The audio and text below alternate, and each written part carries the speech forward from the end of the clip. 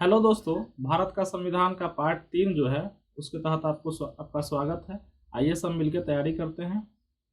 पहला प्रश्न है हमारा कि संविधान निर्माण के समय उद्देश्य प्रस्ताव किसके द्वारा प्रस्तुत किया गया था। तो उद्देश्य प्रस्ताव पंडित जवाहरलाल नेहरू जी ने पेश किया था। उद्देश्य प्रस्ताव पंडित जवाहरलाल नेहरू जी ने पेश किया था। अगला प्रश्न है कि अनुच्छेद 352 के अंतर्गत घोषित आपातकाल में किस अनुच्छेद के प्रावधान निलंबित हो जाते हैं।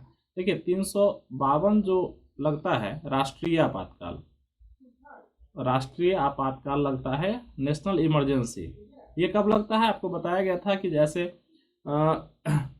विदेशी आक्रमण हो या देश के अंदर ही कोई बहुत बड़ा विद्रोह हो जाए सशस्त्र, तो उस कंडीशन में राष्ट्रीय आपातकाल राष्ट्रपति लगाते हैं, पूरे देश में इम्पोज किया जाता है। तो उसमें कौन से जो अनुच्छेद है वो निलंबित हो जाते हैं ये आपातकाल लगने पर? तो अनुच्छेद 19 है। अनुच्छेद 19 क्या है? वो है freedom of speech, freedom of speech और फ्रीडम ऑफ एक्सप्रेशन। ये जो है यानी कि वाक्य अभिव्यक्ति जो है उसको क्या किया जाता है? निलंबित कर दिया जा सकता है। आप एक जगह पर गैदरिंग नहीं हो सकते और आप ये सभा जुलूस वगैरह नहीं कर सकते। यानी फ्रीडम ऑफ स्पीच क्या हो जाता है? समाप्त कर दिया जाता है यदि अनुच्छेद 352 के अंतर्गत इमरजेंसी लगती है, नेशनल इमरजेंसी। तो आपके अनुच्छेद 19 के जो भी अधिकार हैं वो निलंबित हो जाते हैं, खत्म हो जाते हैं उस समय तक के लिए। अगला प्रश्न है कि भारत में संविधान सभा के संवैधानिक सलाहकार कौन थे? ठीक है, ये बहुत बार पूछा गया प्रश्न है कि संवैधानिक सलाहकार कौन थे। तो BN राव जो थे वो संवैधानिक सलाहकार थे। अगला प्रश्न है कि संविधान निर्माण काल में सभा के एक सदस्य ने संविधान के किस प्रावधान के संदर्भ में टिप्पणी की कि एक ऐसा चेक जिसे कोई बैंक अपनी सुविधानुसार ही भुनाएगी। यानी कि एक ऐसा चेक है जो कोई भी बैंक अपने सुविधानुसार ही उसको भुनाएगी, तो वो है नीति निर्देशक तत्व। ये बहुत ही अच्छा प्रश्न है। देखिए चूंकि जब भी BPSC TRE आप दीजिएगा तो क्या होगा कि उसमें शब्द का ही सारा खेल होता है, तो हमें आपको दोनों को मिलकर समझना होगा कि शब्द कैसे वो फंसाता है। ठीक है, तो संविधान निर्माण काल में सभा के एक सदस्य ने संविधान के नीति निर्देशक तत्व के बारे में टिप्पणी किया था कि यह एक ऐसा चेक है जिसे कोई बैंक अपनी सुविधा अनुसार ही भुनाएगी। और ये कहा किसने था? कि सदस्य ने संविधान सभा के KT शाह जी ने कहा था कि नीति निर्देशक तत्व जो है वो एक ऐसा चेक है जिससे कोई भी बैंक अपनी सुविधा अनुसार ही। इसका अर्थ क्या है कि देखिए नीति निर्देशक तत्व जो होता है, डायरेक्टिव प्रिंसिपल जो होते हैं वो बाध्यकारी नहीं होते हैं, बाध्यकारी राज्य पर नहीं होते हैं कि नहीं आपको करना ही करना है, ऐसा नहीं है। इसीलिए सरकार अपनी सहूलियत के हिसाब से इसको लागू करती है। तो मतलब ये बाध्यकारी नहीं होने के कारण ही इसके बारे में कहा गया कि एक ऐसा चेक है कि कोई भी बैंक अपनी सुविधा अनुसार ही बुनाएगी। यानी कि राज्य सरकार का जब सुविधा करता है या सरकारों का, तो उस हिसाब से इस डायरेक्टिव प्रिंसिपल्स का यूज वो कर लेती है। तो याद रखिएगा, भारत सरकार का प्रथम विधि अधिकारी कौन होता है? तो जो अटॉर्नी जनरल होते हैं, अटॉर्नी जनरल जो होते हैं यानी कि महान्यायवादी, वो भारत सरकार के प्रथम विधि अधिकारी होते हैं। ये बहुत महत्वपूर्ण प्रश्न है कि भारत सरकार के प्रथम विधि अधिकारी कौन होते हैं? तो महान्यायवादी, जिनको अटॉर्नी जनरल भी कहा जाता है। अगला प्रश्न है कि भारत की संविधान सभा के प्रारूप समिति के अध्यक्ष कौन थे? यानी कि ड्राफ्टिंग कमेटी के जो चेयरमैन थे। चूंकि देखिए जब संविधान बना था तो उसमें अनेक समितियां थी। ठीक है, झंडा समिति है, प्रारूप समिति है, बहुत सारा और भी कमेटी बना हुआ था, अल्पसंख्यकों के लिए कमेटी थी। तो इन सब कमेटी में एक प्रारूप समिति था जो ड्राफ्टिंग कमेटी, जिसका सबसे ज़्यादा काम था और बहुत ही महत्वपूर्ण काम था। तो उसमें 7 सदस्य थे। वैसे इस कमेटी में कितने सदस्य थे? 7 सदस्य थे ड्राफ्टिंग कमेटी में, यानी प्रारूप समिति में। उसके लेकिन अध्यक्ष जो थे वो डॉक्टर भीमराव अम्बेडकर जी थे, और इसीलिए इनको फादर ऑफ कॉन्स्टिट्यूशन भी कहा जाता है, क्योंकि बहुत बड़ा काम ये इन्होंने संभाला था। तो ड्राफ्टिंग कमेटी के चेयरमैन कौन थे प्रारूप समिति के? तो वो डॉक्टर भीमराव अम्बेडकर जी थे। अगला प्रश्न है हमारा कि उपराष्ट्रपति राष्ट्रपति के रूप में कार्य कर सकता है। उपराष्ट्रपति जो है वो राष्ट्रपति के रूप में कार्य कर सकते हैं। यह प्रावधान संविधान के किस अनुच्छेद में किया गया है? अनुच्छेद 65(1) के तहत ये प्रावधान है कि अगर कोई ऐसा ये इमरजेंसी आ जाता है या राष्ट्रपति की अनुपस्थिति में, तो उपराष्ट्रपति राष्ट्रपति का कार्य देख सकते हैं। ठीक है, तो ऐसा जो है वो 65(1) आर्टिकल में ऐसा प्रावधान दिया गया है कि उपराष्ट्रपति राष्ट्रपति के रूप में कार्य कर सकते हैं।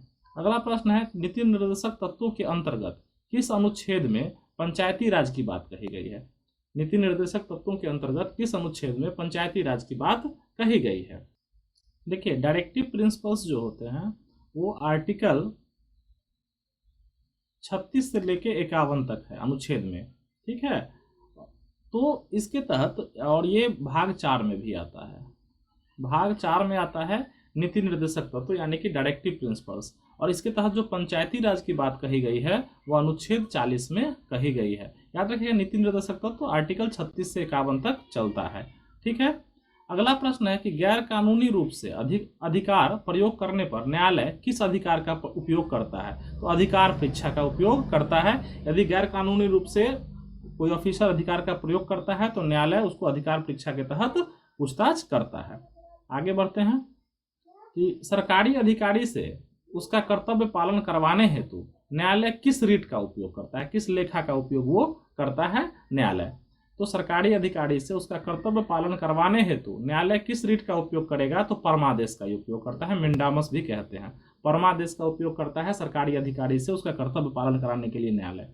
अगला प्रश्न है, किस आदेश के अंतर्गत उच्च न्यायालय यानी कि हाई कोर्ट अपने अधीनस्थ न्यायालय, जैसे हाई कोर्ट के नीचे जितने भी कोर्ट राज्य में होते हैं उनका जो रिकॉर्ड होता है वो जांच हेतु अपने पास मंगवा सकता है? किस आदेश के अंतर्गत उच्च न्यायालय जो होता है, हाई कोर्ट जो होता है, वो अपने अधीनस्थ जितने भी न्यायालय हैं उनके रिकॉर्ड को अपने पास मंगवा सकता है जांच करने के लिए? वो है उत्प्रेषण के अंतर्गत, ये याद रखिए, उत्प्रेषण के अंतर्गत। परमादेश के अंतर्गत वो किसी भी सरकारी अधिकारी से उसका कर्तव्य काम करवा सकता है और रिकॉर्ड को मंगवा सकता है उत्प्रेषण के अंतर्गत। अगला प्रश्न है कि संसद के सत्र के दौरान प्रतिदिन की कार्रवाई में शून्यकाल, जो शून्यकाल होता है वो किसे कहा जाता है? तो प्रश्नकाल के बाद के समय को क्या कहा जाता है? शून्यकाल कहा जाता है। प्रश्नकाल के बाद के समय को शून्यकाल यानी 0 आवर भी इसको अंग्रेजी में कहा जाता है, 0 आवर, ठीक है। और शुरुआत प्रश्नकाल से होता है, उसके बाद शून्यकाल होता है ना, 0 आवर, यानी प्रश्नकाल के बाद 0 आवर, प्रश्नकाल के बाद 0 आवर। अगला प्रश्न है कि सरकार के टैक्स संबंधी प्रस्ताव किस विधेयक में सम्मिलित किए जाते हैं? सरकार के कर संबंधी यानी टैक्स संबंधित जो भी प्रावधान है वो किस विधेयक यानी किस बिल में सम्मिलित किया जाता है? तो वित्त विधेयक में। वित्त विधेयक में किस संविधान संशोधन द्वारा दल बदल को प्रतिबंधित करने का प्रावधान किया गया? देखिए, दल बदल क्या था कि हम इलेक्शन लड़ लिए किसी पार्टी की तरफ से, और जैसे ही हमको कोई ऐसा प्रलोभन मिला या किसी और भी व्यक्तिगत कारणों से हम दूसरी पार्टी में चले जाते थे, तो वो पार्टी जो पूरा का पूरा इन्वेस्ट करती थी अपना समय, अपना सब कुछ, अपनी छवि, तो वो तार तार उसका हो जाता था। तो इसलिए दल बदल कानून बनना बहुत ही आवश्यक था, ताकि ये जो इस पार्टी से उस पार्टी में जाने की परंपरा थी तो काफ़ी उससे क्या होता था कि सरकार में उथल पुथल मच जाती थी। तो दल बदल कानून को 52वें संविधान संशोधन 1985 द्वारा लाया गया। इसके तहत कहा गया कि आप ऐसे ही नहीं, उसके लिए एक निश्चित संख्या तय की गई कि इतनी संख्या से ज़्यादा अगर किसी पार्टी में से टूट जाता है इतना भाग, तभी वो दल बदल नहीं माना जाएगा, नहीं तो दल बदल के तहत उस सदस्य की सदस्यता भी चली जाती है। तो किस संविधान संशोधन द्वारा दल बदल को प्रतिबंधित करने का प्रावधान किया गया है? तो 52वें संविधान संशोधन 1985 द्वारा, 52वें संविधान संशोधन 1985 द्वारा। अगला प्रश्न है कि राज्यपाल की अनुपस्थिति में राज्य के शासन की देखरेख कौन करता है? बहुत अच्छा प्रश्न है कि राज्यपाल की अनुपस्थिति में राज्य के शासन की देखरेख राज्य के हाई कोर्ट के मुख्य न्यायाधीश करते हैं।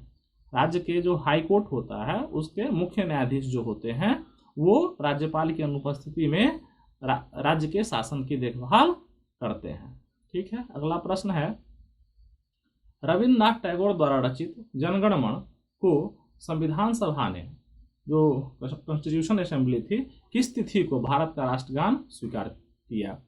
यानी कि रविन्द्रनाथ टैगोर द्वारा रचित जो जनगण मन है, जो हमारा राष्ट्रगान है, वो किस तिथि को संविधान सभा द्वारा स्वीकार किया गया था? तो ये था 24 जनवरी 1950, 24 जनवरी 1950, 24 जनवरी 1950।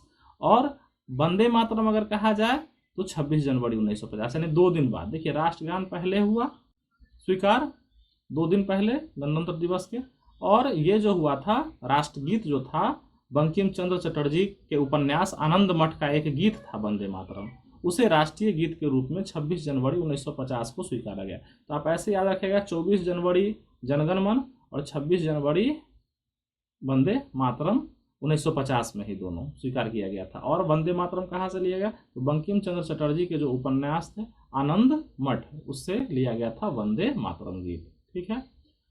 एक प्रश्न बीच में है कि नियंत्रक एवं महालेखा परीक्षक किसके प्रति उत्तरदायी है? CAG, controller and auditor general.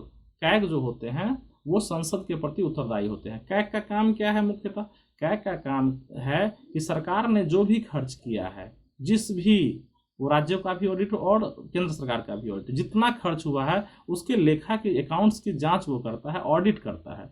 और उसमें से वो कोशिश करता है कि उन चीज़ों को वो ध्यान से देखे कि कहीं अनियमितता तो नहीं हुई है। अगर वो अनियमितता होती है तो वो एक संसद की एक समिति है, लोक लेखा समिति, उसको अपनी रिपोर्ट जारी करती है और कहती है कि नहीं, इसमें इस पैसे की बचत की जा सकती है, यहाँ पर गलत तरीके से पैसा लगाया गया है या खर्चा गया है। तो ये बहुत ही इम्पोर्टेंट काम है, सरकार के खर्चों पर ध्यान देने के लिए ये बहुत ही इम्पोर्टेंट पोस्ट है और संवैधानिक पोस्ट है कैग। याद रखिएगा, कॉन्स्टिट्यूशनल पोस्ट है, कंट्रोलर एंड ऑडिटर जनरल। आपको याद होगा 2G जो स्कैम आया था उसमें भी कैग नहीं पकड़ा था, कोयला स्कैम, इसमें भी कैग नहीं पकड़ा था। तो ये संसद के प्रति उत्तरदायी है। अगला प्रश्न है कि प्राक्कलन समिति जो एस्टीमेट कमेटी होती है उसके सदस्यों की संख्या कितनी होती है? तो वो 30 होती है। प्राक्कलन समिति के सदस्यों की संख्या 30 होती है। अगला प्रश्न है कि लोक लेखा समिति का मुख्य कार्य क्या है? लोक लेखा समिति, अभी अभी आपको हमने बताया कि संसद की एक समिति है लोक लेखा समिति।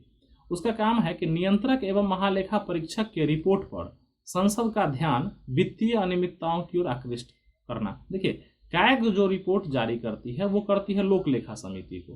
कैग यानी कंट्रोलर एंड ऑडिटर जनरल, नियंत्रक एवं महालेखा परीक्षक जो होते हैं वो लोक लेखा समिति को अपनी रिपोर्ट देती है। और वो जो रिपोर्ट में जो भी खामियां सरकार के खर्च पर होती है तो उसका ध्यान वो संसद का दिलाता है कि नहीं, यहाँ पर ये वित्तीय अनियमितता की गई है, इससे बचा जा सकता था। तो ये एक तरह से नियंत्रण का काम करता है, नहीं तो बिल्कुल अपने मन से सारे खर्चे होने लगेंगे अनियमित तरीके से। अगला प्रश्न है कि वित्त आयोग का उत्तरदायित्व है। वित्त आयोग का क्या काम है? तो वित्त आयोग जो होता है, फाइनेंस कमीशन,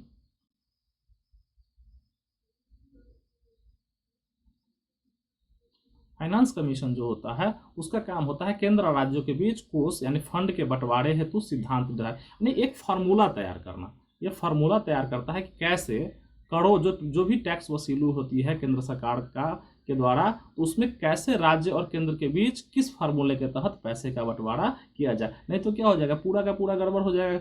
केंद्र सरकार को मन करेगा किसी राज्य को बहुत ज़्यादा, किसी राज्य को बिल्कुल नहीं, तो ये एक फार्मूले के तहत सबको पैसा दिया जाता है। हाँ, कुछ स्पेशल जो सहायता होती है वो अलग से, लेकिन एक फार्मूला फिक्स होता है और वो फाइनेंस कमीशन वित्त आयोग तय करती है कि केंद्र और राज्य के बीच फंड का बंटवारा कैसे होगा, टैक्स के पैसे का बंटवारा कैसे होगा। अगला प्रश्न है कि राष्ट्रपति को एक राजभाषा आयोग की नियुक्ति करने का अधिकार संविधान का कौन सा अनुच्छेद देता है? राष्ट्रपति को राजभाषा आयोग की नियुक्ति करने का अधिकार संविधान का कौन सा आर्टिकल राष्ट्रपति को यह अधिकार देता है? तो आर्टिकल 344। याद रखिए, आर्टिकल 344 राष्ट्रभाषा आयोग से संबंधित है। राष्ट्रभाषा आयोग से संबंधित है अनुच्छेद 344। यह राष्ट्रपति को राजभाषा आयोग बनाने की अनुमति देता है। संविधान के किस भाग में मौलिक अधिकार के प्रावधानों को शामिल किया गया है? संविधान के किस भाग में मौलिक अधिकारों को शामिल किया गया है? तो भाग 3 में। पीछे भी हमने चर्चा की है कि भाग 3 में मौलिक अधिकारों का प्रावधान किया गया है। देखिए, संविधान में जो मौलिक अधिकार हैं, फंडामेंटल राइट्स, ये बहुत ही इंपॉर्टेंट है।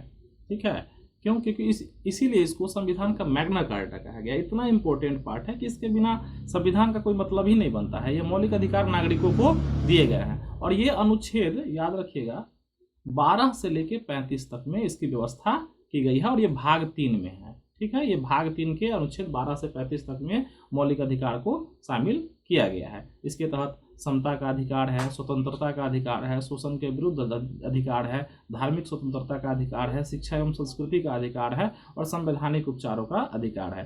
पहले संपत्ति का अधिकार भी होता था मौलिक अधिकार, लेकिन बाद में उसको केवल कानूनी और विधिक अधिकार रहने दिया गया और उसको मौलिक अधिकार से हटा दिया गया। तो याद रखिएगा, मौलिक अधिकार 12 से 35 तक है। ठीक है, और भाग 3 में है ये। अगला प्रश्न है कि संविधान के किस भाग में मौलिक कर्तव्य, देखिए अधिकार की तो बात हो गई, अब कर्तव्य की भी बात कर ली जाए। हमारे पास अगर राइट्स हैं, अधिकार हैं, तो हमारी ड्यूटीज भी कुछ है, ठीक है।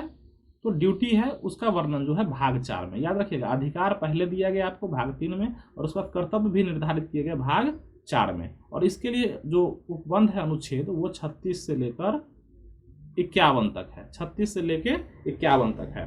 और 51A में ये भी याद रखिएगा, 51A में मौलिक कर्तव्य जोड़े गए, मौलिक कर्तव्य जोड़े गए, यानी कि कोई पूछेगा भाग किस में है मौलिक कर्तव्य, तो भाग 4 में है। लेकिन आर्टिकल यदि पूछा गया तो वो होगा 51A, याद रखिएगा दोनों बातें, भाग 4 51A, भाग 4 51A।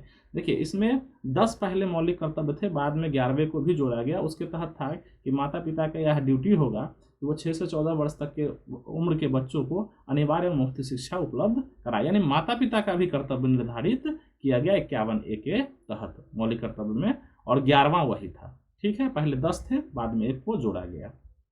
आगे बढ़ते हैं।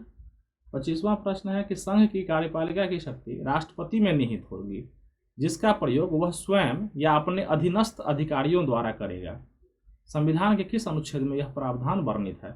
संघ की कार्यपालिका की शक्ति राष्ट्रपति में निहित होगी, जिसका प्रयोग वह स्वयं या अपने अधीनस्थ अधिकारियों द्वारा करेगा। संविधान के किस अनुच्छेद में यह प्रावधान वर्णित है? अनुच्छेद 53 में। अनुच्छेद 53 में यह है कि कार्यपालिका का प्रधान कौन होगा? राष्ट्रपति। कार्यपालिका का प्रधान राष्ट्रपति, कार्यपालिका का प्रधान राष्ट्रपति, ठीक है, जिसका वह प्रयोग करता है, ठीक है। अनुच्छेद 53 में इसकी व्याख्या है।